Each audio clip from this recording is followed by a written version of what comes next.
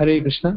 हम सब भगवत गीता के चैप्टर 2 को कंटिन्यू कर रहे हैं। तो कल तक हमने देखा कि अर्जुन बहुत दुखी हो गया है। अर्जुन कह रहा है, भगवान ये पृथ्वी का तो बात ही छोड़ दीजिए, आप मुझे स्वर्ग का भी राज्य दे दीजिए ना, परमानेंट नेचर का, तो भी मैं युद्ध नहीं करना चाहता, क्योंकि स्वर्ग का राजा बन के भी हमेशा के लिए मेरा दुख तो दूर नहीं होगा, है ना। तो इस संसार में हम कितना भी कुछ इकट्ठा कर लें, कुछ ना कुछ दुख लगा ही रहेगा, है ना। कुछ ना कुछ दुख हमारे साथ चिपका रहता है ना। अगर हम वो सोचे कि हम बहुत भोग करें शरीर से, बहुत सारा भोग करें, बहुत सारा एंजॉय करें, हमारी आयु कम हो जाएगी। अगर हम हमारे शरीर को बहुत सारा भोग में लगा रहे हैं ना, हम जल्दी मरेंगे, हमारा आयु कम हो जाएगा। अगर हमें आयु लंबा चाहिए तो हमें भोग को छोड़ना पड़ेगा, एक साथ दोनों के नहीं कर सकते कि एक साथ हमें लंबी आयु भी मिले और हम भोग भी करते रहे। It's not possible. या तो लंबी आयु रख लो या तो भोग कर लो। लंबा आयु चाहिए तो भोग छोड़ना पड़ेगा, और भोग चाहिए तो फिर आयु कम हो जाएगी। तो कुछ न कुछ दुख तो संसार में लगा ही रहता है। हमेशा सब कुछ परफेक्ट हो जाएगा, परफेक्ट सेटिंग हो जाएगा, जीवन में कुछ दुख ही नहीं होगा, यह संभव नहीं है। तो इसलिए अर्जुन फाइनली बहुत डिप्रेशन में आ जाता है और अर्जुन कहता है भगवान से, कृष्ण मैं युद्ध नहीं करूंगा। ऐसे करके अर्जुन चुप हो गया, शांत हो गया। अब भगवान कृष्ण ने, क्योंकि अर्जुन ने, हमने देखा था कि कल शरणागति कर दिया था भगवान को। अर्जुन बोल दिया था, भगवान आप मेरे गुरु हैं, मैं आपका शिष्य हूँ, मुझे कुछ समझ में नहीं आ रहा है, मुझे ज्ञान दीजिए। तो अब भगवान ने गुरु की भूमिका निभाएंगे। तो अब भगवान अर्जुन को उपदेश देने जा रहे हैं। अब भगवान बोलना शुरू करेंगे ना। हे भरतवंशी धृतराष्ट्र, उस समय दोनों सेनाओं के मध्य शोक मग्न अर्जुन से कृष्ण ने मानो हंसते हुए ये शब्द कहे। तो भगवान अर्जुन के ऊपर हंस रहे हैं। तो हंसने का मतलब ये नहीं कि अर्जुन का मजाक उड़ा रहे हैं। अर्जुन को भगवान टॉन्ट वाली किसी के अंदर कोई कमी देख के हंस देना, तो वो डिमोटिवेट और हो जाएगा। हमारे अंदर कोई कमी है, किसी को पता चल गया, सामने वाला व्यक्ति हमारे ऊपर हंस दिया हमारी कमी को देख के, अरे ये तो ऐसा ही है, ऐसे करके हंस दिया, हम और डिमोटिवेट हो जाएंगे, हम और नीचे गिर जाएंगे, है ना। हमारा उत्साह और कम हो जाएगा, है ना। तो भगवान यहाँ पे हंसे हैं, लेकिन यहाँ भगवान अर्जुन को टॉन्ट वाली हंसी नहीं हंसे। भगवान गलत तरीके से भगवान ने कि अर्जुन और डिमोटिवेट हो जाए और नीचे चला जाए, उसकी भावना, ऐसा भगवान ने नहीं हंसा। भगवान यहाँ पे एक भगवान यहाँ मुस्कुराए। क्यों मुस्कुराए? जैसे भगवान अभी गुरु की भूमिका निभा रहे हैं ना। भगवान एक अंदर से प्रसन्नता वाली, भगवान के अंदर मुस्कुराहट आई, प्रसन्नता वाली, कि अभी अर्जुन रेडी हुआ है मेरे से ज्ञान लेने के लिए। अब मैं जो ज्ञान दूंगा ना, उस ज्ञान को प्राप्त करके अर्जुन का पूरा कल्याण हो जाएगा। तो ये भगवान अभी मेरे शिष्य का कल्याण होने वाला है। आप शिष्य अपने कल्याण के रास्ते पर, सही रास्ते पे आ गया है, अभी मेरे से सुनने को तैयार हुआ है, तो भगवान को एक आनंद का प्राप्ति हुआ है। तो भगवान इसमें एक मुस्कुराहट दी है, भगवान खुश हैं, भगवान अपनी खुशी प्रकट कर रहे हैं ना। जब कोई शिष्य अब गुरु के पास जाता है, सही गुरु के पास, प्रमाणिक गुरु के पास, गुरु को शरणागत होता है, तो गुरु को प्रसन्नता होती है कि अभी जीवात्मा का कल्याण मैं कर पाऊंगा, क्योंकि मेरे पास आया है, मेरे पास शरणागत हुआ है। तो यहाँ पे भगवान अब मित्र की भूमिका छोड़ के भगवान गुरु की भूमिका निभाने वाले हैं। इसलिए भगवान प्रसन्न है, इसलिए भगवान एक हंसी, एक मुस्कान भगवान अर्जुन को दिए, है ना, खुश होके, है ना। भगवान हंसते हुए से ये शब्द कहे। अब भगवान मुस्कुरा रहे हैं, भगवान अर्जुन को बोल रहे हैं। भगवान गीता का ज्ञान अब से देना शुरू करेंगे अर्जुन को। श्री भगवान ने कहा, तुम पांडित्य पूर्ण वचन कहते हुए उनके लिए शोक कर रहे हो जो शोक करने योग्य नहीं है। जो विद्वान है वे न तो जीवित के लिए न ही मृत के लिए शोक करते हैं। यहाँ पे भगवान अब अर्जुन को ज्ञान देना शुरू करें। भगवान अर्जुन को बोल रहे हैं कि अर्जुन, किसके लिए शोक करते हो तुम? तुम्हारा शोक करना बिल्कुल भी ठीक नहीं है, तुम्हारा भी शोक करना बिल्कुल भी ठीक नहीं है ना। तो एक्चुअली भगवान ये कहना चाहते हैं कि ये जो भीष्म है, ये द्रोण है ना, ये लोग अभी जीवित हैं तो भी शोक मत करो, और ये लोग मर जाएंगे तो भी शोक मत करो। शोक करने का आवश्यकता है नहीं। एक्चुअली भगवान एक फिलॉसफी बता रहे हैं, एक फिलॉसफी बता रहे हैं। क्या फिलॉसफी बता रहे हैं? भगवान कह रहे हैं मृत्यु नाम का कुछ चीज होता ही नहीं है। मृत्यु कुछ, अर्जुन को यही डर लग रहा है ये लोग मर जाएंगे, इन लोग को मारना नहीं चाहिए, मेरे प्रिय लोग हैं, सगे संबंधी हैं। भगवान एक्चुअली ये बता रहे हैं ना, एक्चुअली मृत्यु नामक कुछ चीज एग्जिस्ट करता ही नहीं है, मृत्यु होता ही नहीं है। कैसे? क्योंकि जो आत्मा है ना, आत्मा तो कभी मरेगी नहीं, आत्मा तो अमर है, शाश्वत है, आत्मा के लिए मृत्यु है ही नहीं। अगर हम कहेंगे शरीर का मृत्यु है, तो शरीर तो पहले से ही मरा हुआ है, शरीर तो पहले से ही मरा हुआ है। शरीर एक भौतिक तत्वों से मिलकर बना है ना, कुछ जैसे कैल्शियम, फास्फोरस और जिंक, इन सब से मिलकर बना हुआ है बॉडी। तो ये सारे जो मैटर है ना, मैटर तो पहले से ही डेड है, मैटर तो पहले से डेड है, मैटर तो जिंदा है ही नहीं। तो मैटर तो पहले से ही मरे होते हैं। मैटर क्यों ऐसा जीवित जैसा क्यों लगते हैं? क्योंकि उसके अंदर आत्मा रहता है ना, इसलिए मैटर जीवित है ऐसा फील आता है। लेकिन मैटर तो जो भौतिक तत्व है शरीर का है ना, ये तो पहले से ही मरा हुआ है, मैटर तो पहले से ही डेड है। तो जो मरा है उसके लिए, जो मरा है पहले से, वो भी नया तो मरेगा नहीं, पहले से मरा हुआ है। और आत्मा के लिए कोई मृत्यु है ही नहीं। भगवान ये अर्जुन कह रहे हैं कि अर्जुन ये बताओ, आत्मा के लिए मृत्यु है नहीं, आत्मा कभी मरेगा नहीं, और शरीर तो पहले से मरा हुआ है ना, मरा हुआ दोबारा तो मरेगा नहीं। तो दोनों ही कंडीशन में तुम्हें शोक करना अच्छा नहीं है, तुम्हें शोक नहीं करना चाहिए। शरीर पहले से मरा हुआ है और आत्मा के लिए मृत्यु है नहीं, आत्मा कभी मरता नहीं है ना। तो दोनों ही स्थिति में तुम्हें संभाव रहना चाहिए, तुम्हें दुख नहीं करना चाहिए। एक्चुअली व्हाट इज मृत्यु? मृत्यु है क्या?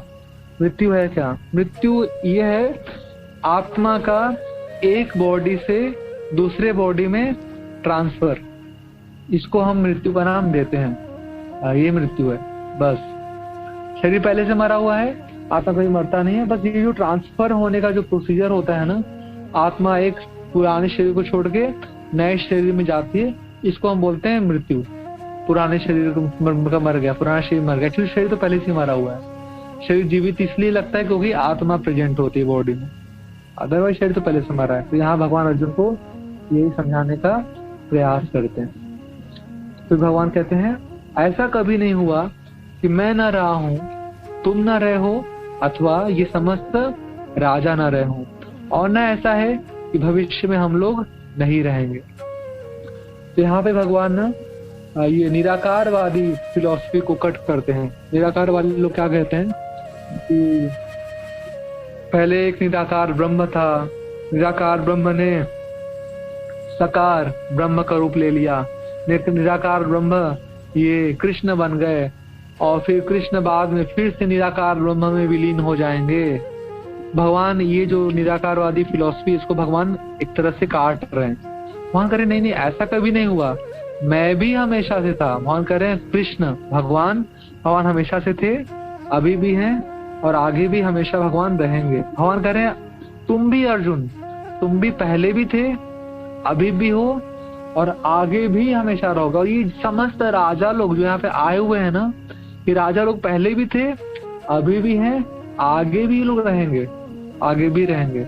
एक्चुअली हम सब के लिए भगवान कह रहे हैं हम सब लोग हमेशा से पहले से थे, अभी भी हम इस शरीर के अंदर हैं, और जब इस शरीर का नाश हो जाएगा तो भी हम सब लोग कहीं न कहीं किसी न किसी शरीर में जरूर रहेंगे। तो ये निराकारवाद का जो फिलॉसफी है ना, भगवान काटते हैं, है ना। हम लोग का मृत्यु कभी भी होने वाला नहीं है, हम लोग हमेशा किसी न किसी शरीर में रहते हैं। तो हमारा बोल रहे हैं अर्जुन, ये भीष्म द्रोण ये लोग भी पहले भी थे, आज भी हैं, आगे भी रहेंगे। तुम दुख मत मानो, तुम दुख मत मानो, तुम लड़ो, तुम्हें लड़ना चाहिए, लड़ना चाहिए। भगवान ने कितना अच्छा न्यूज बता रहे हैं ना। भगवान हमारा डर खत्म कर रहे हैं, हमें भगवान फियरलेस बना रहे हैं। हमें मृत्यु का वो बड़ा डर होता है, अरे हम मर जाएंगे, मर जाएंगे। ये मरना नाम का कोई चीज होता ही नहीं है। मृत्यु नाम कुछ एग्जिस्ट करता ही नहीं, आत्मा का मृत्यु है नहीं और शरीर पहले से मरा हुआ है। और मृत्यु है क्या? आत्मा का एक शरीर से दूसरे शरीर में जाना, दिस इज कारण मृत्यु पुराने शरीर के लिए। ठीक है, तो वास्तव में मृत्यु से डरने का चीज है ही नहीं। हम लोग हमेशा से थे, अभी हमेशा से हैं, हमेशा तक रहेंगे, अनंत कालों तक हम लोग रहेंगे, अनादि से अनंत तक हमारा अस्तित्व है, हमारा अस्तित्व कभी रुकने वाला है नहीं। तो हमें डरना बिल्कुल नहीं चाहिए। ये गुड न्यूज दे रहे हैं भगवान, गुड न्यूज। हमारे लिए मृत्यु बिल्कुल भी नहीं है, हम आत्मा है, हमारे लिए मृत्यु बिल्कुल भी किसी भी काल में हमारी मृत्यु नहीं है। तो भगवान कहते हैं, भगवान एक एनालॉजी देते हैं, एक उदाहरण भगवान दे रहे हैं। भगवान कह रहे हैं, जिस प्रकार शरीरधारी आत्मा इस वर्तमान शरीर में बाल्यावस्था से तरुणावस्था में फिर वृद्धावस्था में निरंतर अग्रसर होता रहता है, उसी प्रकार मृत्यु होने पर आत्मा दूसरे शरीर में चला जाता है। धीर व्यक्ति ऐसे परिवर्तन से मोह को प्राप्त नहीं होता। सुंदर श्लोक है। देहिनो अस्मिन् यथा देहे कौमारम यौवनम जरा तथा देहांतर प्राप्तिर धीरस्तत्र न मुह्यति। ये श्लोक है भगवद गीता का 2.13 दूसरे अध्याय का 13वां श्लोक। आप लोग इसको याद कर सकते हैं, इंपॉर्टेंट श्लोक है ये। महान उदाहरण दे रहे हैं। देखिए, हमारे शरीर में तो बहुत सारी परिवर्तन है ना। हम बचपन में छोटे बच्चा हुआ करते थे, फिर धीरे धीरे हम बड़े हुए, जवान हुए, फिर उसके बाद फिर हम मृत्यु को ये बूढ़े हो गए, फिर मृत्यु को प्राप्त कर लेंगे, है ना। और जैसे शरीर में बदलाव आया ना, उसी प्रकार से मृत्यु के समय में आत्मा एक नए शरीर में चला जाता है ना। इसमें इतना परेशान होने की क्या आवश्यकता है, दुख होने का आवश्यकता है ही नहीं, है ना। तो एक्चुअली जैसे अगर आपके पास एक पुराना गाड़ी है, गाड़ी बिल्कुल खराब हो गया है, गाड़ी में जंग लग गया है, गाड़ी बहुत पेट्रोल खाती है, दिखने में भी खराब लगती है ना, कंफर्ट अभी है नहीं उसमें, और उस पुरानी गाड़ी के बदले में आपको कोई नई गाड़ी दे दे, बिल्कुल अच्छी महंगी कार दे दे, तो आप बोलोगे नहीं नहीं, आप दुखी थोड़ी होगे, अरे नहीं नहीं पुरानी गाड़ी नहीं चाहिए, पुरानी गाड़ी मत लो, मुझे पुरानी गाड़ी में ही रहना है, नई गाड़ी नहीं चाहिए, नई गाड़ी नहीं चाहिए, ऐसा तो नहीं कहेंगे आप। तो बड़े खुश होके हाँ हाँ पुरानी गाड़ी चाहिए नहीं, नई गाड़ी दे दीजिए, अब तो नई गाड़ी में बैठ जाएंगे ना। आपके पास एक ऐसा कुर्सी जिसमें बैठे हो, कुर्सी की 3 टांग टूटी हुई है, एक टांग में लटकते हुए आप उल्टे बैठे हुए हो, आपको बोले भैया इस कुर्सी से उतर जाओ, मैं तुम्हें नया कुर्सी दे रहा हूँ, अब तुरंत पुरानी टूटी फूटी कुर्सी से उतर के नई कुर्सी बैठ जाएंगे ना। आप दुख तो नहीं मनाएंगे, अरे मुझे नई कुर्सी पे नहीं बैठना है, तुरंत अब नई कुर्सी बैठेंगे। तो जो पुराना शरीर है, खराब हो गया है, चल फिर नहीं सकता, अच्छे से खा नहीं सकता, देख नहीं सकता, है ना, वो पुराना गंदा शरीर, टूटा फूटा शरीर को भगवान अगर ले के हमें नया शरीर भगवान फ्री में दे रहे हैं, हम दुख क्यों मनाना उसका, क्यों दुख मनाना है, क्यों दुख मनाना है ना, है ना। तो शरीर जैसे हमारा बदलता, तो हम तो एक ही व्यक्ति रहते हैं ना। जैसे हम छोटा बच्चे हैं, जैसे हमारा नाम, सपोज हमारा नाम गोविंद है, 5 साल में हम है, तो बेटा आपका क्या नाम है, हम बोलेंगे गोविंद। हम 15 साल के हो गए, बेटा आपका क्या नाम है, फिर भी बोलेंगे गोविंद। हम 25 साल के हो गए, बेटा क्या नाम है आपका, बोलेंगे गोविंद। 60 साल का क्या नाम है, गोविंद। तो हमारी उम्र बढ़ रही है, हमारा शरीर बदल रहा है, बच्चे का शरीर, जवान शरीर, बुढ़ापे का शरीर, लेकिन हम वही व्यक्ति, हम गोविंद ही हैं। हम गोविंद नाम से ही अपने आप को बोलेंगे, नहीं कि बच्चों ने कुछ और, बड़े कुछ और, हम तो वही व्यक्ति हैं। उसी प्रकार से जब इस शरीर काफी जर्जर हो जाएगा, टूट सा जाएगा, है ना, खराब हो जाएगा, तो फिर गोविंद जो आत्मा है वो नए शरीर में चला जाएगा, उसके लिए एक नई बॉडी आ जाएगी, है ना। तो पर्सन तो सेम रहता है, व्यक्ति सेम रहता है ना। आत्मा है वही है, बच्चे गोविंद में भी वही आत्मा है, जवान गोविंद में भी वही आत्मा है, बूढ़े गोविंद में भी वही आत्मा है। और जब गोविंद का शरीर खराब होगा तो गोविंद एक नए शरीर में भी ट्रांसफर हो लेगा, नया शरीर में चलेगा। इसलिए दुख नहीं मानना चाहिए, दुख नहीं मनाना चाहिए, है ना, दुख नहीं मानना चाहिए। जैसे कोई मर जाता है ना, तो लोग शोक सभा करते हैं, तो एक्चुअली शोक सभा नहीं करना चाहिए, स्मृति सभा करनी चाहिए, है ना। मृत्यु होने का दुख मनाते हैं लोग इकट्ठा होकर, परिवार वाले, रिश्तेदार, आसपास के पड़ोसी, ये शोक सभा नहीं मनाना चाहिए, स्मृति सभा मनाना चाहिए। स्मृति सभा, एक्चुअली मृत्यु तो हुआ ही नहीं है, मृत्यु तो, आत्मा तो कोई मरता नहीं, शरीर पहले से मरा हुआ है, आत्मा तो कोई मरता नहीं। तो मृत्यु के लिए शोक सभा नहीं, मृत्यु होने के बाद स्मृति सभा कि हाँ वो व्यक्ति बहुत अच्छे थे, उन सबको उनको याद करना चाहिए, वो उन्होंने ऐसे अच्छा काम किया, हमारी ऐसी हेल्प किया, ऐसे अच्छा बोलते थे, सबका भलाई करते थे। उनका एक रिमेम्बरेंस, उनका एक यादगार सभा होनी चाहिए, ठीक है। और भगवान से प्रार्थना करना चाहिए, भगवान अब वो अपने कर्मों के हिसाब से एक नए शरीर में होंगे, एक नए फैमिली में बच्चे बन के जन्म लिया होगा उन्होंने, तो भगवान हम उनके लिए प्रार्थना करते हैं तो उनका अच्छा अगला जो जर्नी होगा ना, अगली जो यात्रा होगी अगले शरीर में, वह अच्छी हो। आप उन पर अपना आशीर्वाद दीजिएगा, आप उन पर आशीर्वाद दीजिएगा। तो ऐसे उनके लिए प्रार्थना करना चाहिए और उनके लिए स्मृति सभा रखनी चाहिए, शोक सभा नहीं रखना चाहिए, शोक सभा नहीं रखना चाहिए, है ना।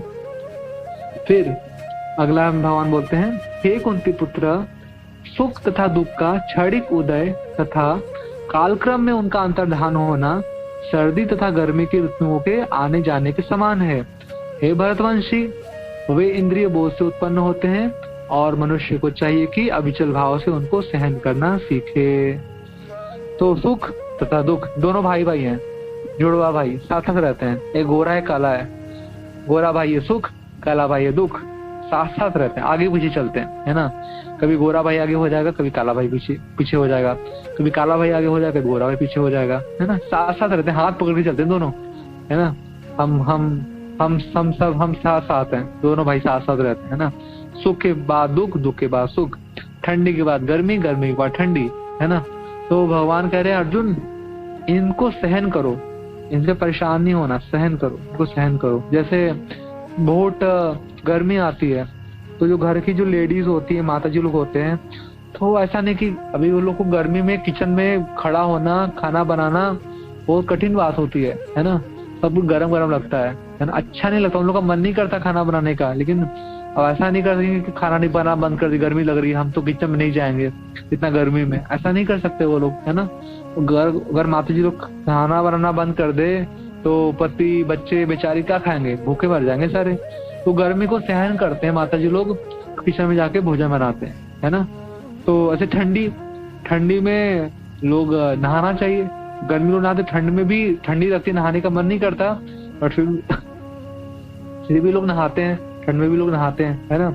अब आजकल के लोग थोड़े आलसी हो गए हैं, ठंड में नहीं नहाते, वो अलग बात है, पर ठंड में वैसे नहाना तो चाहिए, ठंड है फिर भी नहाना चाहिए। इससे नहीं कि ठंडी लग रही है हम नहीं नहाएंगे, नहीं, हाइजीनिक रहना चाहिए, नहाना चाहिए, है ना। ठंडी है, गर्मी है, सहन करना चाहिए। वैसे सुख के बाद दुख आएगा, दुख के बाद सुख आएगा, सुख बीत जाएगा और सुख के बाद दुख भी बीत जाएगा, है ना। एक दूसरे क्रम लगा रहता है, एक चक्कर चलता रहता है। तो एक बार एक राजा था, राजा ने बोले कि हे मंत्री, मेरे प्यारे मंत्री, तुम मुझे कुछ ऐसा चीज दो ना जिससे जब सुख आए मेरे जीवन में तो मैं दुख को भी अनुभव करूं, है ना, कि दुख भी आने वाला है। और जब दुख आए ना तो मैं ज्यादा परेशान हूं, मैं सुख को अनुभव करूं, है ना।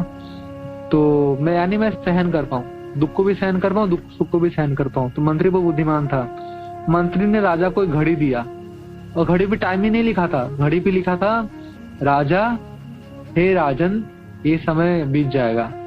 तो जब दुख आता था ना तो राजा घड़ी देता था अपने हाथों में, राजा को पढ़ता था, हे राजन, इस समय बीत जाएगा। तो राजा लगता था कोई बात नहीं, दुख का समय बीत जाएगा, सुख आएगा अभी। तो राजा दुख से परेशान नहीं होता था। और जब सुख आता था तो राजा पागल नहीं बनता था, सुख हो गया, ओहो सुख आ गया, मजे लो, एंजॉय करो। राजा ऐसा भी नहीं करता था, राजा को क्या घड़ी देता, राजन इस समय बीत जाएगा। तो राजा सुख से बहुत ज्यादा पागल नहीं बनता था और दुख से बहुत ज्यादा परेशान नहीं होता था। राजा दोनों को सहन करता था अच्छे से, है ना। कई लोग ऐसे होते हैं जब उनके जीवन में बहुत सफलता आती है ना, बहुत ज्यादा खुश हो जाते हैं, एकदम पागल बन जाते हैं, नाचते हैं, गाते हैं, पार्टी करते हैं, मस्ती करते हैं, अरे हम सफल हो गए, एकदम उछलते हैं, कूदते हैं, है ना, बड़े खुश हो जाते हैं, बहुत पागल जैसे खुश होते हैं वो, है ना। और जब दुख आता है ना, बिल्कुल निराश हो जाते हैं, टूट जाते हैं, वो बिल्कुल डिप्रेशन में आ जाते हैं। जितना जो सुख में सुखी होता है उतना ही वो दुख में दुखी भी होगा, उतना टूटेगा, उतना टूट जाएगा वो एकदम, वो बिल्कुल, है ना। सुख में लोग पार्टी मनाते हैं और शैंपेन की बोतल उड़ाते हैं, दुख आएगा तो भी निराश होकर रोते हुए वो दारू पियेंगे, अरे ऐसे फिर गाना गाते हैं वो लोग, है ना, दुख भरे गाने गाएंगे, है ना, दिल के अरमा आंसू में बह गए, पता नहीं क्या क्या। आपको पता है ज्यादा, है ना। तो दुख में भी लोग, जो लोग सुख में पागल बने और दुख में टूटेंगे, बुरी तरह टूटते हैं। इसलिए न तो सुख से बहुत ज्यादा आसक्त होना चाहिए और न ही दुख से बहुत ज्यादा परेशान होना चाहिए। दोनों को संभाव से, समान भाव से सहन करना चाहिए। दोनों को समान भावना से सहन करना चाहिए। ठीक है।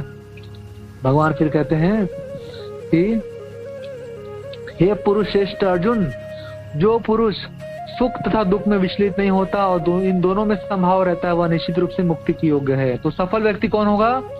सफल व्यक्ति को जो सहन करेगा, सुख को भी सहन करेगा और दुख को भी सहन करेगा, है ना। सहन करना सीखना चाहिए, है ना। सफलता चाहिए जीवन में, सक्सेसफुल बनना है तो हमें सहन करना आना चाहिए। जीवन में तो दोनों लगा रहेगा, कभी अच्छा समय आएगा, कभी खराब समय आएगा। अच्छे समय में बड़े ज्यादा हम उत्साहित हो जाएं, खुश हो जाएं, पागल बन जाए, और दुख आएगा तो एकदम डिप्रेशन में आ जाए, निराश, टूट जाए। ऐसा है तो हम सफलता नहीं, है ना। हमें हमारे खराब समय से, हमारी गलतियों से शिक्षा लेना चाहिए और आगे बढ़ना चाहिए कि ठीक है, हमने ये गलती किया, इस गलती की वजह से हमारे जीवन में दुख आया है, तो अब हम शिक्षा ले रहे हैं, हम आगे से गलती रिपीट नहीं करेंगे, ताकि हमारा जीवन अच्छा चलेगा। और सुख आएगा तो पागल नहीं बना, हमें और अच्छा करना चाहिए, हमारे जीवन में और अच्छा हमारी जितना अच्छा आज है, कल हमारा और भी अच्छा हो, परसों और भी अच्छा हो। गुड बेटर बेस्ट, आज गुड है तो कल हमारा बेटर हो, परसों हमारा बेस्ट हो, ऐसा प्रयास करना चाहिए, है ना। ऐसे तो सुख में, अगर हम कल सुख में कि आनंद मनाते रहेंगे ना, तो हम हमारे बेहतर भविष्य का निर्माण नहीं कर पाएंगे, है ना। तो सुख में पागल नहीं बनना है और हमारा अच्छा एफर्ट नहीं रोकना है, और दुख में भी बिल्कुल डिप्रेशन में नहीं आना है ना। हमें हमारे कर्म को अच्छे से सुख में भी करना चाहिए, दुख में भी करते रहना चाहिए, यानी सहन करना है। जो सहता है वह रहता है, फॉर्मूला है। जो सहता है वह रहता है, जो सह नहीं सकता वो रह नहीं सकता। ये जिंदगी का एक सूत्र है, यानी अच्छी समय को भी सहन करो, खराब समय को भी सहन करो। सहोगे तो जिंदगी भर रहोगे, सक्सेसफुल बनोगे, और सहन नहीं कर सकते तो रह नहीं सकते। ये फॉर्मूला है। जो सहता है वो रहता है, जो सह नहीं सकता वो रह नहीं सकता, है ना। तो सहन करना चाहिए, अच्छे समय खराब समय दोनों को सहना चाहिए, सक्सेसफुल बनना है तब। आगे भगवान कहते हैं, तत्वदर्शियों ने यह निष्कर्ष निकाला है कि असत भौतिक शरीर का तो कोई चिर स्थायित्व नहीं है, किंतु सत आत्मा अपरिवर्तित रहता है। उन्होंने इन दोनों की प्रकृति के अध्ययन द्वारा यह निष्कर्ष निकाला है। तो यहाँ पे शरीर के लिए भगवान बता रहे हैं, शरीर तो परमानेंट नेचर का है ही नहीं, शरीर तो टेम्पररी है, कुछ समय के लिए। शरीर तो हर लोग के शरीर में 6 परिवर्तन होते हैं, 6 चेंजेस ऑफ बॉडी सबके शरीरों में, चाहे पशु पक्षी हो, चाहे वो कीड़े मकोड़े हो, मनुष्य हो, कोई भी हो, पेड़ पौधे हो, सबके अंदर ये 6 परिवर्तन होते हैं। सबसे पहले हमारा जन्म होता है, उसके बाद फिर हम धीरे धीरे बढ़ना शुरू करते हैं, ग्रो करते हैं, बढ़ने लगते हैं, ग्रोथ होता है। एक समय ऐसा था, 3rd स्टेज हम रुक जाते हैं, बढ़ना बंद कर देते हैं, रुक जाते हैं। 4th स्टेज में हम बच्चे पैदा करते हैं, 5th स्टेज में धीरे धीरे हम घटने लगते हैं, और 6वें स्टेज में मृत्यु हो जाती है, यानी आत्मा एक नए शरीर में चली जाती है।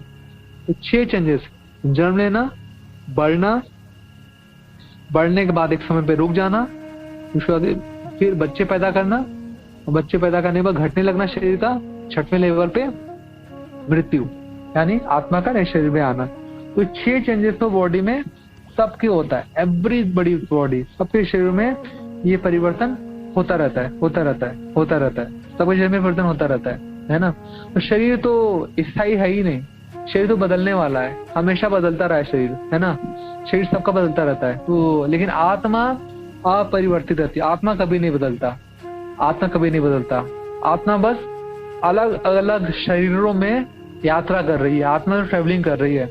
आज मनुष्य का शरीर है, कल पशु का शरीर, परसों पक्षी का शरीर, फिर देवता का शरीर, फिर पेड़ पौधों का शरीर, फिर मनुष्य का शरीर। आत्मा तो विभिन्न प्रकार शरीर में, कभी बच्चा शरीर, कभी बूढ़ा शरीर, कभी जवान शरीर। आत्मा वही है, आत्मा बदल नहीं रही, आत्मा का मृत्यु कभी भी नहीं है, आत्मा अपरिवर्तित रहती है। फिर भगवान कहते हैं, जो सारे शरीर में व्याप्त है उसे तुम अविनाशी समझो, उस अव्यय आत्मा को नष्ट करने में कोई भी समर्थ नहीं है। तो एक्चुअली हम आत्मा है हमारे शरीर के अंदर, उसका क्या प्रमाण है हमारी चेतना, कॉन्शियसनेस। आत्मा होती है ना शरीर के अंदर, तो हम देख पाते हैं, सुन पाते हैं, बोल पाते हैं, खा पाते हैं, चल पाते हैं, कुछ उठा पाते हैं, हम कुछ सोच सकते हैं, कुछ अनुभव कर सकते हैं, है ना, कुछ इच्छा कर सकते हैं, क्योंकि आत्मा शरीर में है। पूरे शरीर में आत्मा चेतना के रूप में फैली हुई है। आत्मा का प्रमाण क्या है? चेतना, कॉन्शियसनेस, चेतना, ठीक है, चेतना। हाँ, और आत्मा रहती कहाँ पे? आत्मा रहती हृदय के अंदर, सबके हार्ट में रहती है आत्मा। हृदय से अर्जुन तिष्ठति, आत्मा कहाँ रहती है? हृदय में। और आत्मा का साइज कितना है? तो श्वेताश्वर उपनिषद में आत्मा की साइज बताई गई है। श्वेताश्वर उपनिषद में कहते हैं बालाग्र शतभागस्य शतधा कल्पितस्य च भागो जीव सबिकेय स च अनंताय कल्पते। तो आत्मा की साइज है, यानी बाल के अग्रभाग के 10,000 टुकड़े करो। Top part of the hair उसका 10,000 पार्ट करो। वो जो एक पार्ट होगा ना, यानी 1/10,000 of the tip of the hair, वो है आत्मा का साइज। इतना छोटा है, टू स्मॉल, टू टीनी, इतना छोटा है ना, इसको देखा नहीं जा सकता, इसको छुआ नहीं जा सकता, इसको उठाया नहीं, वेट नहीं किया जा सकता इसको, है ना। बहुत छोटा है, बहुत छोटा है, बहुत छोटा। कोई मशीन आज तक नहीं बन पाई जो आत्मा को देख पाए, वेट कर पाए, छू पाए, है ना, क्योंकि इतना छोटा है, इतना छोटा है, इतना छोटा है। और इतना बाल के अग्रभाग का 10,000 टुकड़ा कोई कर भी नहीं सकता। कोई मशीन आज तक साइंटिस्ट बना नहीं पाएंगे कि बाल के अग्रभाग के इतना टुकड़ा करे, इम्पॉसिबल है। इतना छोटा है आत्मा, ये आत्मा की साइज है ना। लेकिन प्रभाव इतना बड़ा है कि जिस भी शरीर में रहता है ना, उस पूरे शरीर को एक्टिव किया रहता है। चींटी के शरीर में चींटी शरीर एक्टिव है, मनुष्य के शरीर में है, मनुष्य का शरीर एक्टिव है, हाथी के शरीर में है, हाथी का लंबा चौड़ा विशाल शरीर भी एक्टिव है। वही छोटी सी आत्मा है, लेकिन सारे शरीरों में अद्भुत प्रभाव फैलाई हुई है, अद्भुत प्रभाव फैलाती हुई है ना। ये आत्मा है, आत्मा का प्रभाव, अद्भुत प्रभाव है आत्मा का, है ना। फिर भगवान कहते हैं अविनाशी, अप्रमेय तथा शाश्वत जीव के भौतिक शरीर का अंत अवश्यम भावी है। अतः हे भरतवर्षी अर्जुन युद्ध करो, है ना। तो आत्मा कोई मार नहीं सकता, आत्मा को कोई काट भी नहीं सकता, है ना। और जो आत्मा जिस शरीर में रह रही है ना, ये शरीर तो नष्ट होने वाला है अर्जुन, ये शरीर तो पक्का अभी है ना। जैसी आत्मा छोड़ेगा शरीर को ना, शरीर तो मर जाएगा। अर्जुन, तुम भीष्म पितामह और द्रोणाचार्य इनके लिए इतना दुख मत करो, है ना। आज इस शरीर में कल नई शरीर मिल जाएगा इनको, है ना। तुम युद्ध करो अर्जुन, युद्ध करो, है ना। अपना ड्यूटी निभाओ अर्जुन, अपना कर्तव्य कर्म करो, अपना कर्तव्य कर्म करो। आत्मा कभी नहीं मरती है ना। चिंता मत करो, है ना। ये लोग आत्मा है, द्रोणा भीष्म, ये आत्मा है, शरीर नहीं है। इनको तो मारो, है ना, शरीर मरेगा, ये नहीं मरने वाले, चिंता मत करो। तो भगवान अर्जुन को आत्मा के लेवल पे ऊपर उठाने का ज्ञान प्रदान कर रहे हैं। Thank you very much. Hare Krishna.